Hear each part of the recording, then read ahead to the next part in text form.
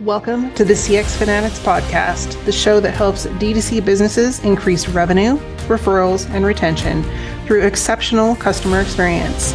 Tune in weekly for interviews, insights, and inspiration that will catapult not only your profits, but your growth. I'm your host, Elisa Connor. Let's get into the show. Hello, and welcome to this week's show. Thanks so much for tuning in.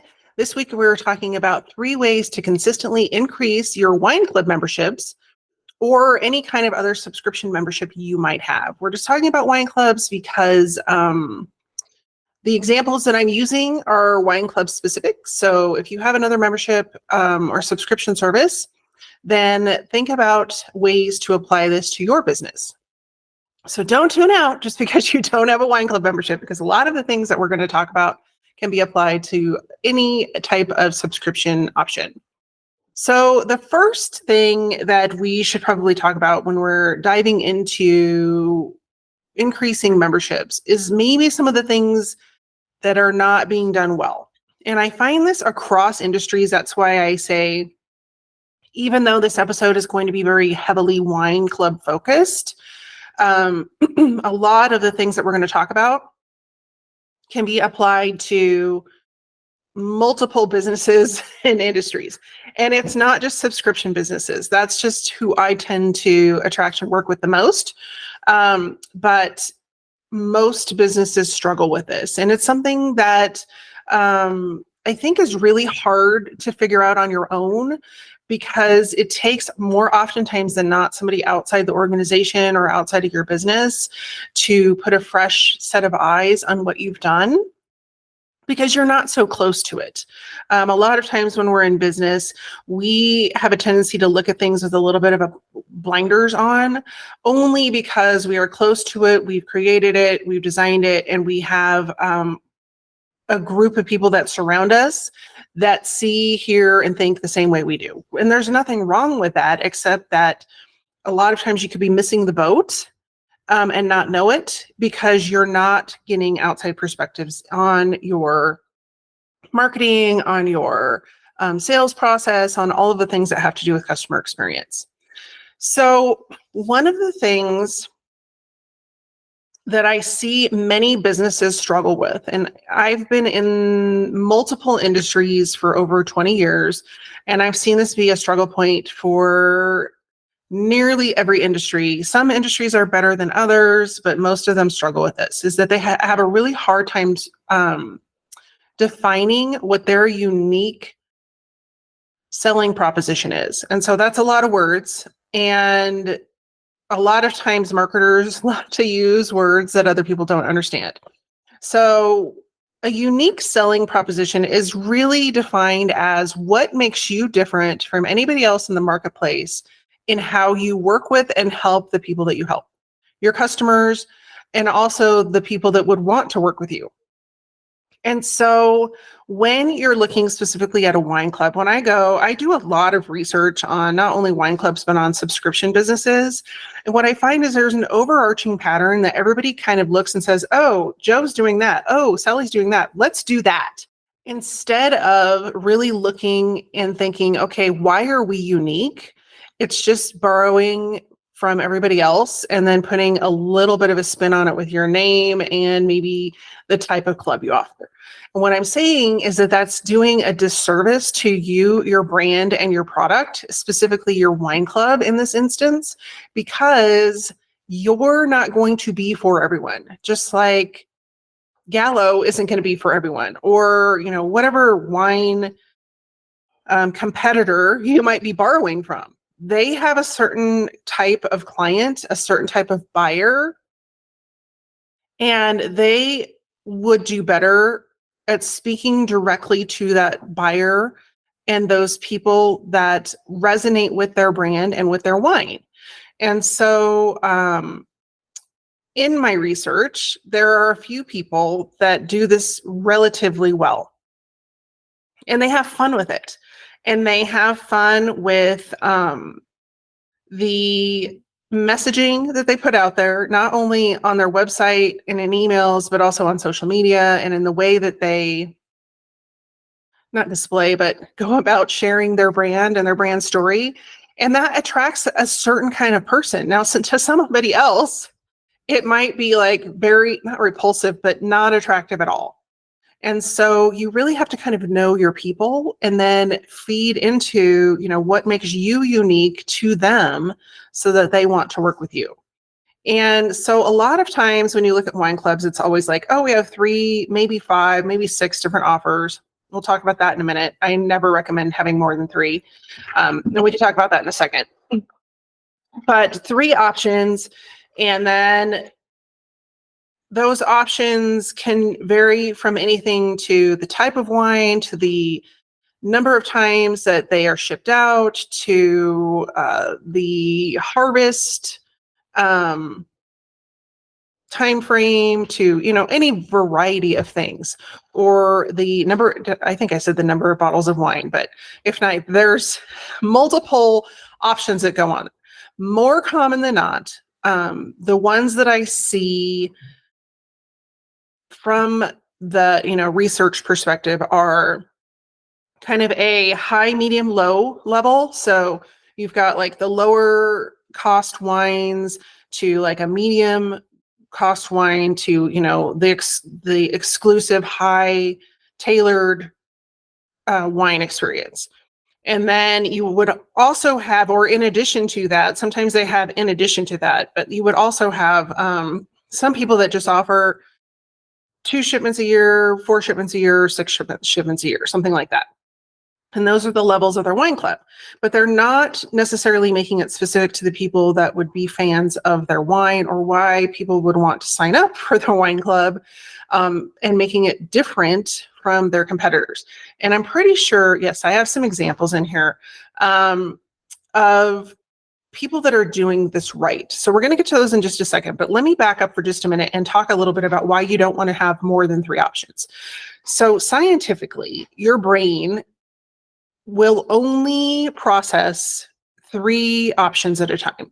You can give it more options, but then it takes more brain power to decipher what you're trying to ask it to do. And so 3 is really the maximum that you want to give people, because at that point they're tuning out and they're not going to make a decision. And so when you give people 5, 6, 7, 8 options, they're just like, they're overwhelmed. And it's not because they're not smart. It's not because they don't care. It's because at that point their brain is like, overload, too much information. I don't have time to make this decision, or they just it paralyzes them to not make a decision at all. They'll just go find somebody else. And so I really want to encourage you to not offer more than 3 options in anything you're doing as far as a subscription or a membership level, because it's scientifically proven that your brain will not make a decision if you give it too many options. And that comes from, I'm going to get it wrong, I'm not a science person, but I think it's amygdala, up here, where, when we go back to the caveman days, the main focus of your brain was to keep you alive. And it's still that way, even though we have all these modern facets and technology and all these things to kind of not keep us so concerned about staying alive. We are internally programmed by that part of our brain. I think it's the amygdala. Don't come after me if I'm wrong, because I'm not a science person, but your brain will still try to keep you alive. And to do that, it will conserve energy. And because it's conserving energy, the more you stress it out by giving it too many decisions to make, the less likely it will make a decision, because it takes less energy to just not make a decision than to go filter through all of this information and figure out what the heck you want it to do. And so scientifically, and for the best results for your offers and the things you're trying to do within your brand, stick to 3. All of that to say, keep people's brains happy, give them 3 choices and no more. It's okay to give them 3 choices, and then once they answer, give them another 3 choices, like if you're doing a quiz or something like that. But if you're asking them to make all of these choices at once, the chances that they're going to make a decision at all really is dramatically lower.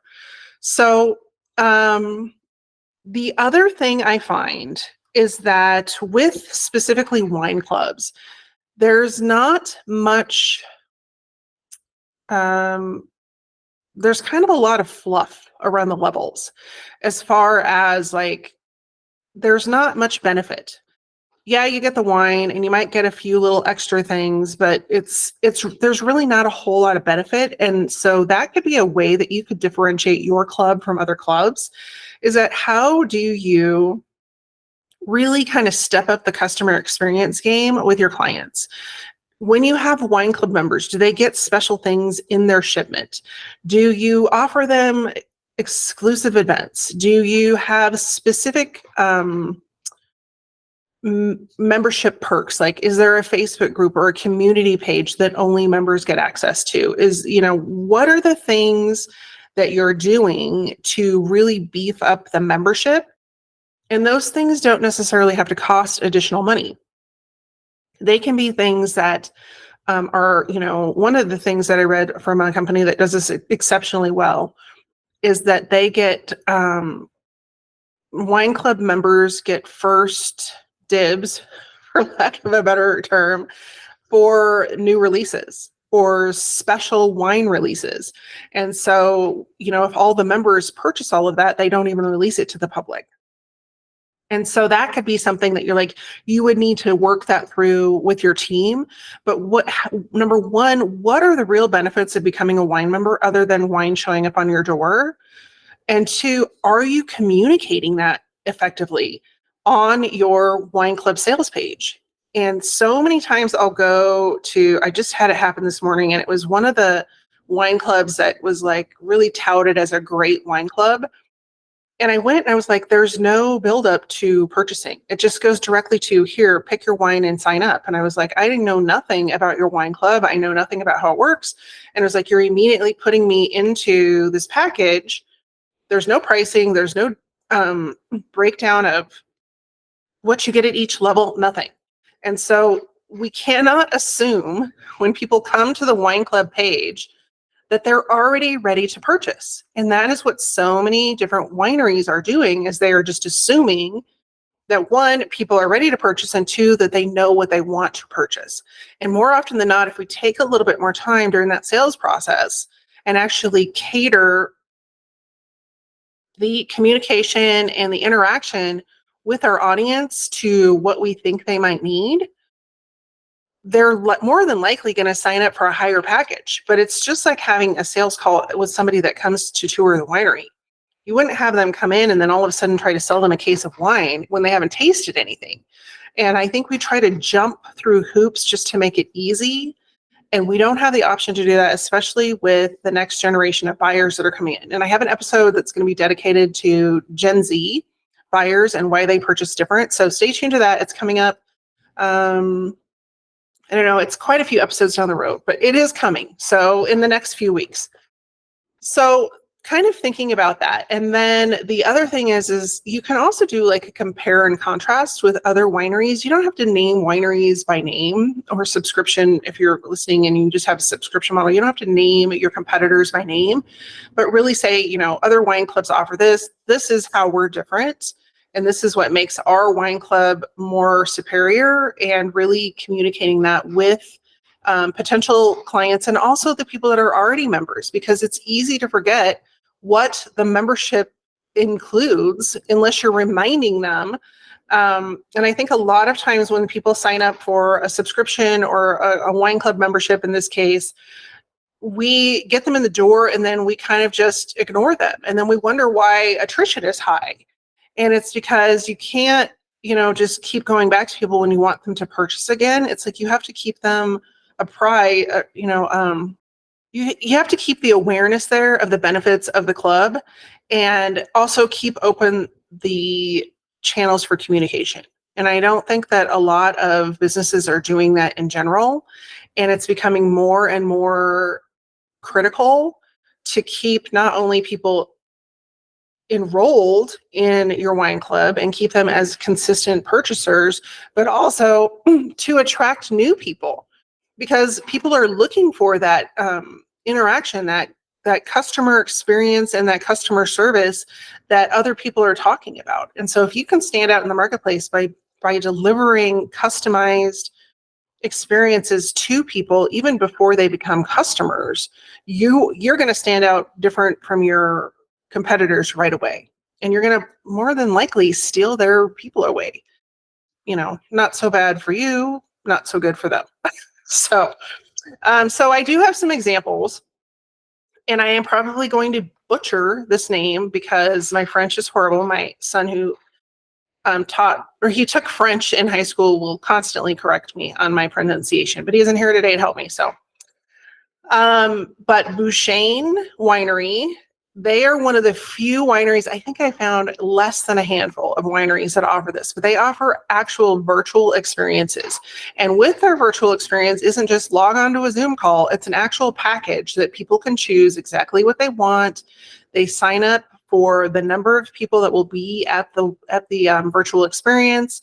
They order the amount of wine, and I'm not sure exactly what comes with the package, but it's very customized. And they have multiple levels that people can purchase and be involved in. And so they're one of the few wineries that I really think are looking outside the box when it comes to attracting and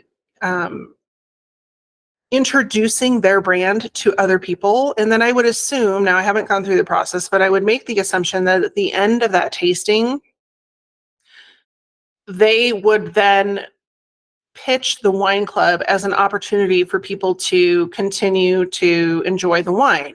And if they're doing a good job, and I'm curious enough that I will go and sign up for this just because I want to know. So if you want me to give you a rundown on how it goes, let me know in the comments, and I'll make sure that I do another episode on that. But I'm curious to see what their sales pitch would be at the end of that. It would make most sense to me that they're going to pitch the wine club in some capacity, because that continues to nurture and grow that relationship with the people that have wanted to taste the wine virtually, just as it would if they came to the winery, went through a tour, tasted the wine, and then signed up for wine clubs. So what I'm saying is they're doing a great job at differentiating themselves in the marketplace, because I haven't seen many, if any, other wineries doing it this way. And that's what it's going to take. And so obviously their clientele, or the people that are interested in their wine, have said, we want a virtual option. And so they've provided it. And that is a unique selling point for them and their winery. The other one is, this is a wine club that is not specific to a winery. And there are many of these. And I know that they're not, they're less than beloved by wine clubs that are owned by wineries. And I understand that, but it would not be, I would be remiss in leaving them out, because most of the wine clubs that are delivering multiple wine brands have exceptional marketing, and you can learn from them rather than hating them. And so the one that I thought did a really great job of identifying their unique selling proposition is called Eater Wine Club. And they weren't one that I had heard of, but I just kind of fell upon them when I was doing some research. And they offer restaurant quality wine picked by pros that they have on their team, and they deliver it to your door. And so those are three things that I hadn't seen come up in any other description of a wine club. And, I looked at the First Leafs. There's like a ton of them out there, but I looked at a ton of these other wine clubs, and I was like, but none of them are so clear about what they do, how they do it, and why they're different. And these people were really, really clear. They have restaurant quality wine. They have professionals that choose the wine. So they go and taste it, and they choose good wines, and then it's delivered to your door. And so because of that, I think that would make them stand out in the marketplace versus somebody who's just delivering a ton of random wine labels. The other one that I saw that did a good job, their name is escaping me, but it is a similar business, but they are specifically in alignment with organic wines. So they only deliver organic wine, and that is kind of their unique selling proposition. And so when you're looking at your brand and you're just like, oh, well, we just have wine and it's been produced for 80 years. Well, that's great. Why is it different? And I think that's where people get stuck. And so more often than not, like I have looked at hundreds of wineries, and most of them are just the same old, and nothing is different. And if it is different, you have to really hunt for it. And so what I'm saying is that to get really clear about why you're unique and really start shining that as why it would be beneficial to your ideal clients. So that is number one, is to identify why your brand is unique and start communicating it effectively. So number two goes right in alignment with that. And that is to clearly and concisely, because as we talked about, the brain only has so much power to sift through information, and they're not going to read paragraphs.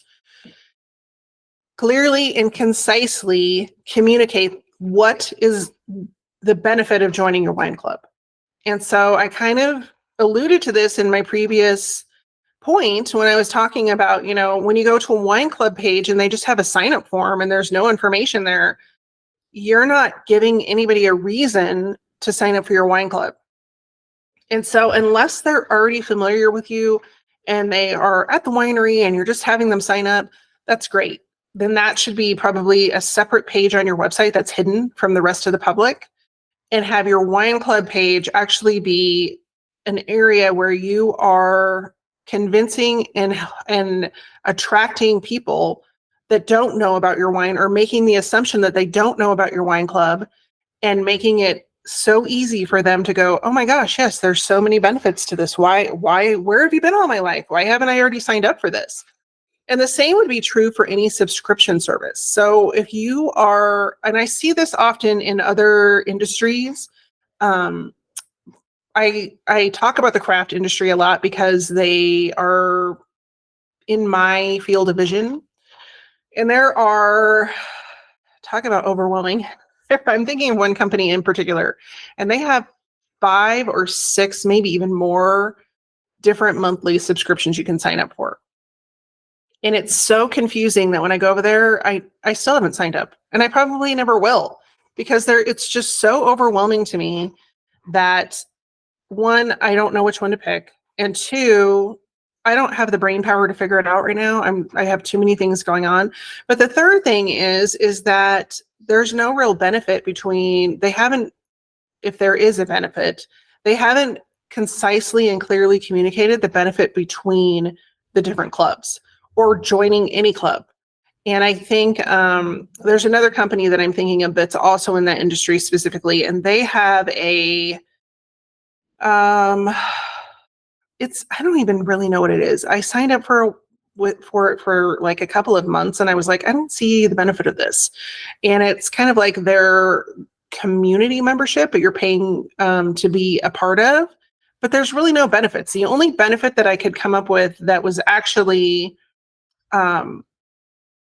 communicated for this specific subscription was that you got to order a day early when they had new product releases, which I was like, that's great, but it's not worth $20 a month to me to order early. And so it would be one thing if like their products were selling out constantly, but they're not.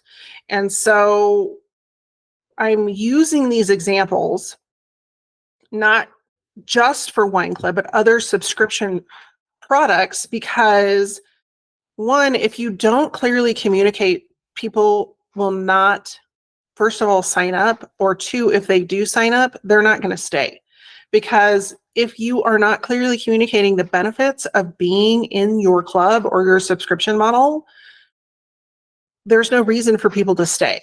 And also, along with that, is not only clearly communicating it up front, but staying in communication with people about those benefits. And that's all things that you can create through automated emails and not have them always coming across as salesy. Sure, you can promote things within those email streams as well to your members, but giving them a lowdown or giving them actual benefits that go along with that wine membership instead of, just assuming that people are going to remember they signed up for this wine club and they get their wine, whoopee. Well, what about like 5 recipes a month that they could pair with the wine or make with the wine, or ways to gift the wine, or, any way you could come up with that. And member exclusives, like we're going to have a cooking class that's going to use, this certain wine vintage, and this is why using this one is going to be better. And if you haven't gotten in your wine club, well, we have a special exclusive wine club only procurement available. You can order it and then you can have it in time for the class. And we're not opening up registration to other people that are not club members. So, however that looks.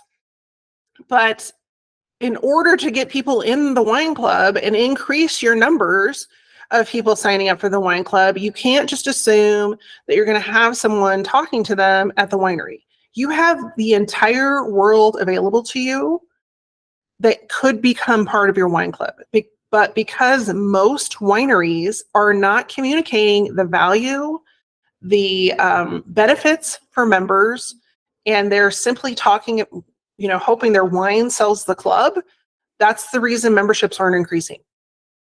When you flip the script, and you're talking about why it benefits the member and why it's, they want to be part of this exclusive club and what the benefits are of being an exclusive club member, other than you get wine in your mailbox every 3 months, that's when things will shift. That's when numbers will increase, because it becomes less about you, your brand, and your wine, and more about the people who are buying and drinking it.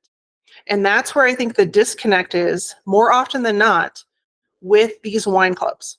And so if you aren't looking at your clients and your customers and the people buying your wine, and even better, asking them, why do you buy our wine versus, this one over here? Then you're doing a disservice, not only to your business, but you're doing a disservice to ways that you could be serving your clients better and longer term, and also increasing the amount of money that those club members spend with you. And those are leads you already have. They're already customers. It just makes it that much more simple for you to go back to them and say, okay, we've heard you, and now we have this available. And if you want to upgrade your membership, whatever you want to do, or upgrade to this new option, then because you're already a member, it's only going to be this much more. However you want to do that. And so the number one question that I recommend people answer when they're looking at revamping the way to sell more subscriptions to anything, their wine club, to whatever product it is that what benefit will this have for the person buying it? Instead of what benefit does it have for the winery? Because people don't care what the benefit is for your winery. They care about what it is for me. And so the what's in it for me scenario, when you're taking that from the perspective of the customer, you're going to win every time. When you're flipping that script and you're thinking, okay, if I was in my customer's shoes, what's in it for me? And then you answer that question, it will immediately, one, go back to why you're unique, but two, it's going to create a compelling reason for them to want to sign up for your subscription offer. So again, I have some examples, and there's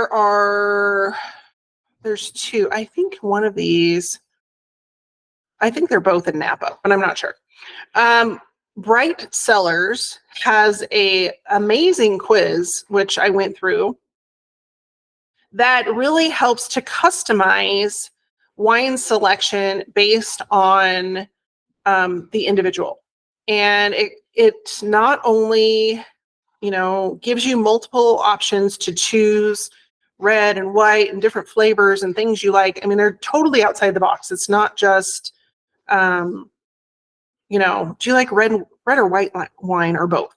Or do you like this many bottles a month or this? It's like, it was, do you like these flavors better? Orange, peach, grape, and I can't remember all of them. And they were phrased very uniquely. Like one of them was about tea. I kind of remember it. And it was like, when you drink tea, do you drink it as an Arnold Palmer? Do you drink it hot? Do you not drink, only coffee for me? And like, they were kind of cute and clever.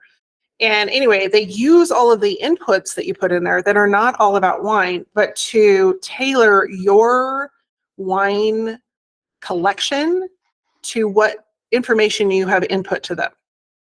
And then they go a step further and explain why they chose the wine collection they chose for you, so that you can understand like why they asked the questions they asked. So one of the ones was a fruity one, and they're like, well, you mentioned that you like orange flavor, and this has orange undertones, and it's very citrusy, and that's why we think this would be a good fit for you. And so not only are they really customizing what they're offering to their potential wine club members, they are already thinking ahead by offering a additional discount once you enroll on future orders. And so that is another benefit. Like, they're one of the only ones that I've seen do this, where they not only are selling you into a package that I'm pretty sure was already discounted, but they've explained to you why they picked the package they picked for you, how it is in alignment with the information you've given them about who you are and what you do and what you like. But if you remain in their club, you can plan on having an additional discount on future orders. And so all of those things are a benefit, and they're very clearly and concisely communicated all the way along. And so even if you're not a fan of this company, I highly recommend that you go through the quiz and have the experience, because it's going to be very eye-opening for you on things that you could not necessarily steal from them, but you could definitely go and look at and go, oh, wow, we can make this same kind of thing happen in our club or for our club members. And instead of just, following randomly what your neighbor or your local other wineries or the wineries that you're trying to compete with are doing. I'm trying to get you to think outside the box a little bit. And those quizzes are not hard to implement. I know technology can sometimes be a little bit overwhelming, especially if you're not familiar with it. But that's something that I help people with all the time. And so if that's something you're struggling with, the best way to get started and kind of talk that through and see what it would look like for you is to go. I have 10 calls a month that I let people go in, and we can do a brainstorm call for free. Usually they're 15, 20 minutes long, and we can get, a good idea of where you are, and I can give you some quick fixes or give you a plan for moving forward. But I only do 10 a month because that's all I can manage on my calendar. But if you are interested in one of those, go over to my website, dtcgrowthclub.com, and you're going to see a button that says schedule a call everywhere. And you can just go and fill that out. And this is one of the things we can talk about is like, how do we get a quiz up and going for our wine club so that we can get a little bit more traction and customize it to people that would actually, not only want to be or be a good fit or want to be in our club, but we can keep them engaged down the line so that they continue buying and we don't have as much attrition. So anyway, if that is of interest to you, go and sign up for one of those. We're in December, and so my next set of calls will be January, because December is, we're on the 12th, and the last 2 weeks of December, I don't think anyone's working.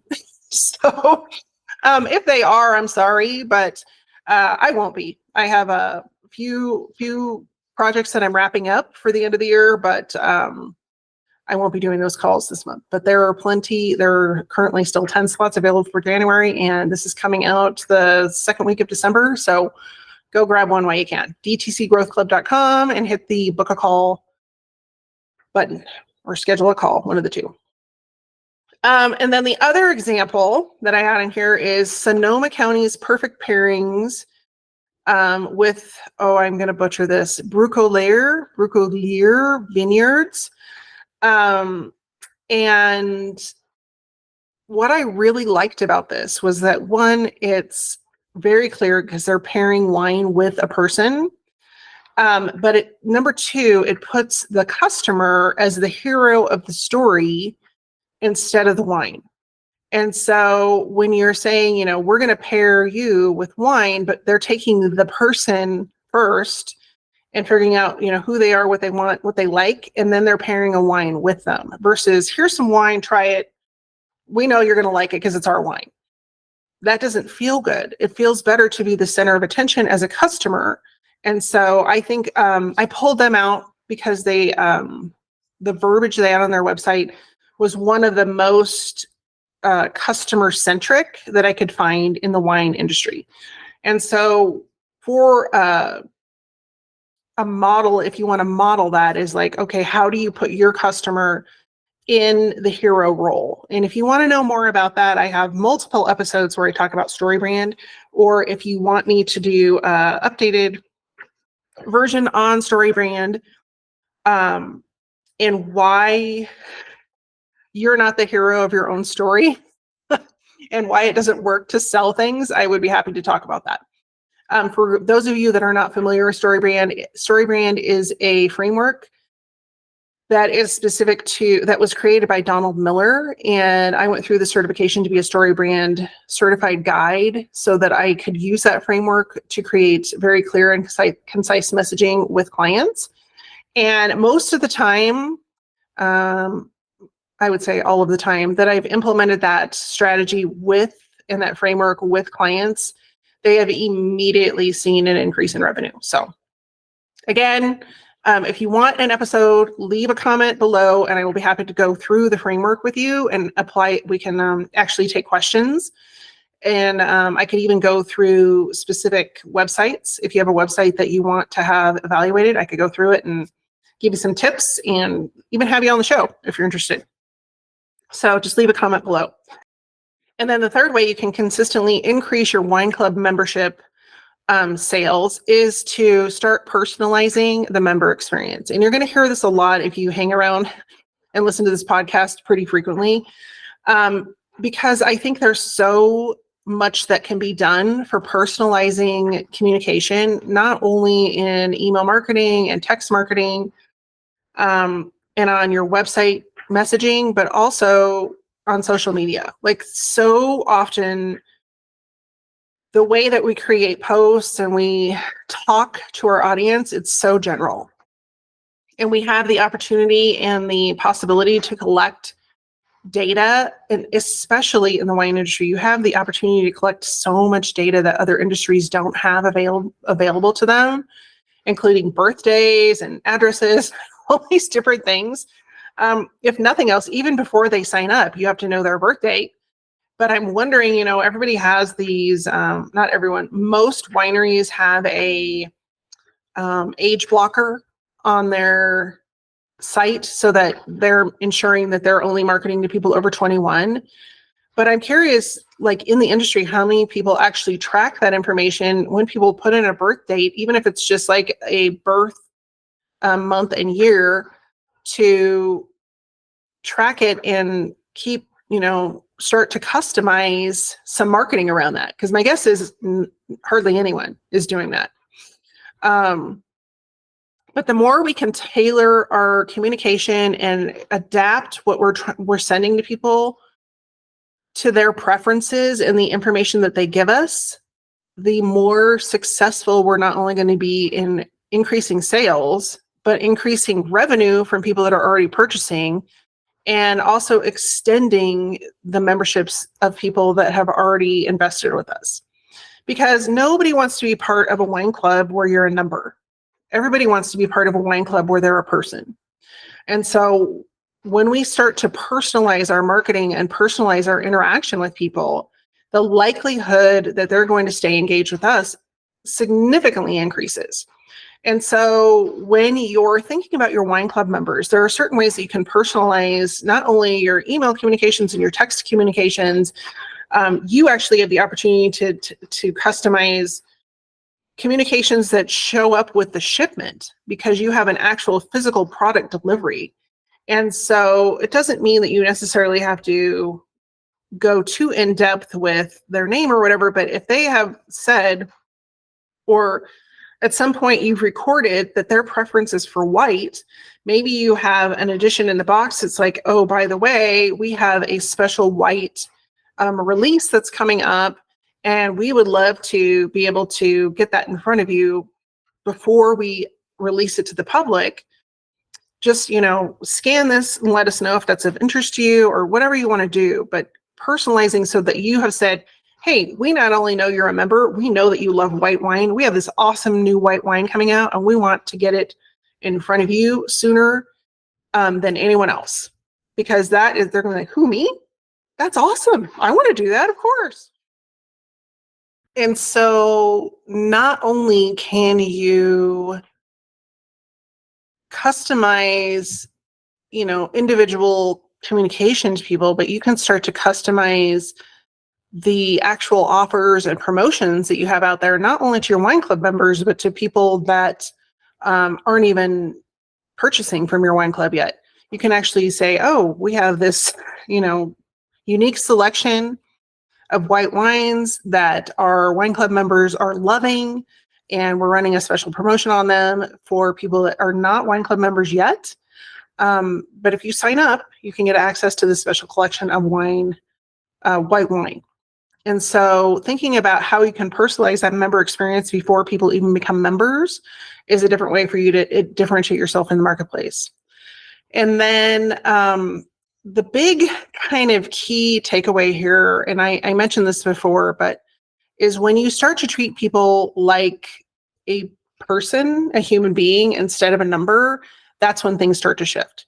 And so some of the unique ways that I've seen other wineries, and there's a handful of them that are doing this, is to have a very active community somewhere. And that could be in any number of places. It could be on Facebook. It could be on an off-site platform, depending on, if you have one available, like one that comes to mind is Mighty Networks, but maybe you have one that's associated with another piece of software that you have, but some place where your members.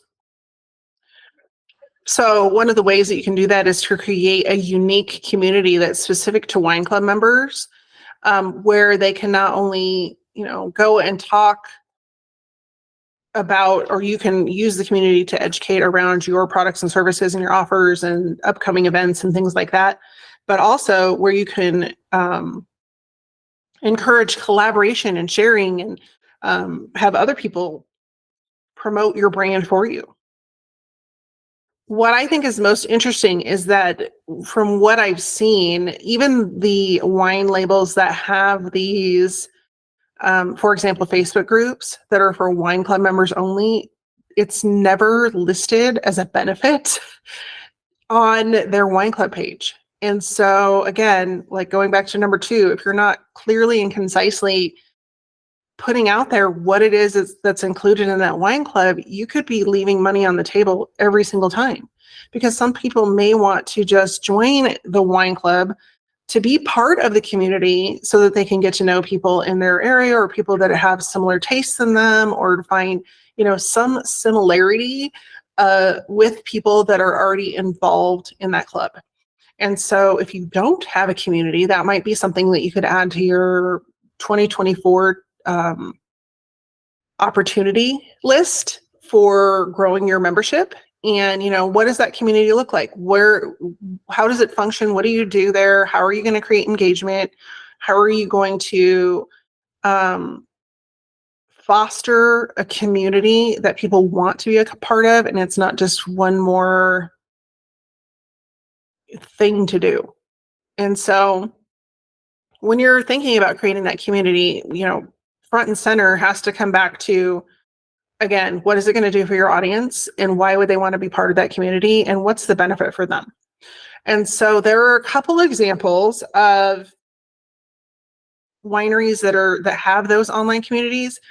I'm not members of their wine club, so I have no idea what's going on, but I just know that these particular brands had quite a few members, and that it seems, from what I can see from the outside in, that they have quite a bit of engagement and new members joining their specific Facebook group.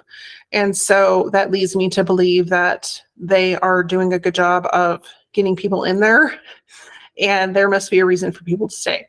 Otherwise, the numbers will be dropping. So anyway, the two that I ran across were William Heritage Winery, and they have exclusive wines for members. And I believe they do not have a Facebook group, but they do offer exclusive wines for members only. So that's where I had the insight from, if you have wine club members, creating a specific offer or promotion for those members on maybe an upcoming release.